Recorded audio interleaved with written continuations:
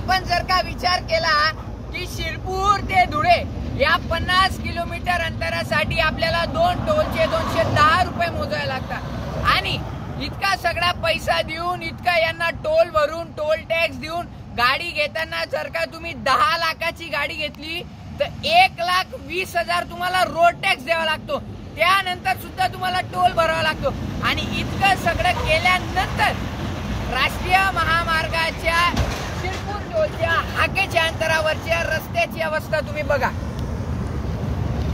ही रस्त्याची अवस्था झालेली आहे।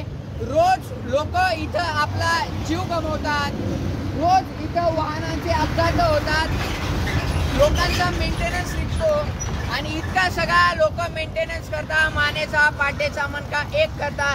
राष्ट्रीय महामार्गाची इतकी बिकट अवस्था आहे आणि सगळ्यात महत्त्वाचा मुद्दा, शिरपूर बस गेल्या 6 महिन्यापासून अनधिकृत टोल वसुली विरोधात आंदोलन करत आहे। एक छोटासा संदर्भ सांगतो।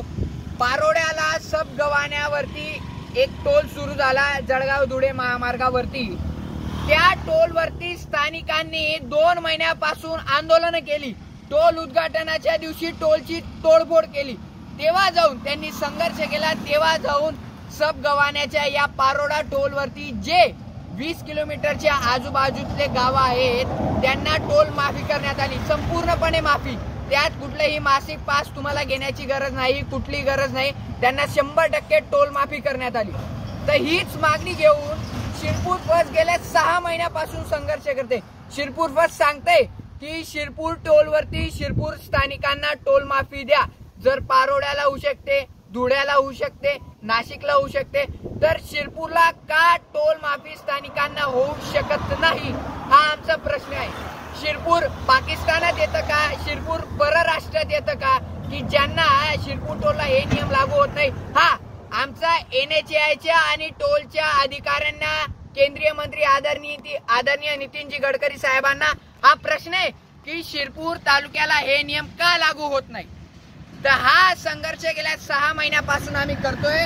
शिरपूर टोलवरती स्थानिकांना टोल माफी नितीन गडकरी यांनी सांगितल्यानुसार व NHAIच्या गाईडलाईन नुसार 2 टोल मधील अंतर किमान 60 किलोमीटर असावं, त्यानुसार अनधिकृत असलेला सोनगिर टोल बंद करणे आणि ज्या महामार्गाला तुम्ही राष्ट्रीय महामार्ग म्हणतात त्याचा दर्जा गल्ली बोळ्यातला आहे, पण त्याचा टोल हा राष्ट्रीय दर्जाचा आहे। राष्ट्रीय दर्जाचा टोल घ्यायचा आणि रस्ता कुठल्या तरी खेड्यागाड्यांचा घ्यायचा। या प्रमुख मागण्यांसाठी शिरपूर टोलवरती स्थानिकांना 100% टोल माफी आणि महामार्गाचं गुणवत्तापूर्ण दुरुस्तीकरण। महामार्ग जर राष्ट्रीय महामार्ग असेल तर त्याला दर्जाही राष्ट्रीय असावा। या मागण्या घेऊन येत्या 23 तारखेला 23 सप्टेंबर सोमवार रोजी सकाळी ठीक 12 वाजेला शिरपूर तालुक्याच्या तमाम जनतेला मी विनंती करतो, आजपर्यंत आपण तोंड गिळून गप्प राहिलो, आपण गाफील राहिलो, कदाचित आपण यावरती आवाज नाही उठवला म्हणून गेली 12 वर्षे आपल्याला इथून कुठली सूट मिळाली नाही। पण आता आपण या लढाईच्या अंतिम टप्प्यात आहे। 23 तारखेला सोमवारी 12 वाजेला तुम्ही शिरपूर टोलवरती या, आपण आमरण उपोषणाला बसणार आहोत। जोपर्यंत आपण कडकडीचा पाऊल घेत नाही तोपर्यंत आपल्या संघर्षाला यश मिळणार नाही। त्यासाठी 23 तारखेला आम्ही तमाम जनतेला विनंती करतो की आपल्याला आमरण उपोषणाला बसायचं आहे आणि हा शेवटचा दणका असेल।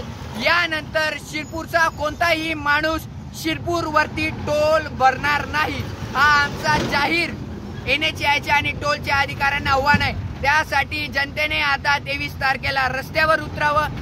त्यासाठी आम्ही सोशल मीडियावरती एक मोहीम सुरू केलेली आहे, ज्या माध्यमातून तुमच्यापर्यंत एक लिंक येईल, लिंकवर क्लिक करायचं, स्टीप ॲडव्हर्टाईज करायची आणि ईमेलचा मथळा तो तुम्हाला सेंड करायचा आहे, ज्या माध्यमातून आपण हजारोच्या संख्येने गडकरी साहेबांना NHAIला मेल पाठवू शकतो। तर आता तुम्हाला संधी आहे प्रत्यक्ष अप्रत्यक्ष या आंदोलनात सहभागी होण्याची। मी विनंती करतो की 23 तारखेच्या आंदोलनात आपण भरभरून सहभागी व्हाल आणि शिरपूरला, आपला शिरपूरचा जो इतिहास आहे, स्वाभिमानाचा इतिहास आहे, तो स्वाभिमानाचा इतिहास कायम राहील। धन्यवाद।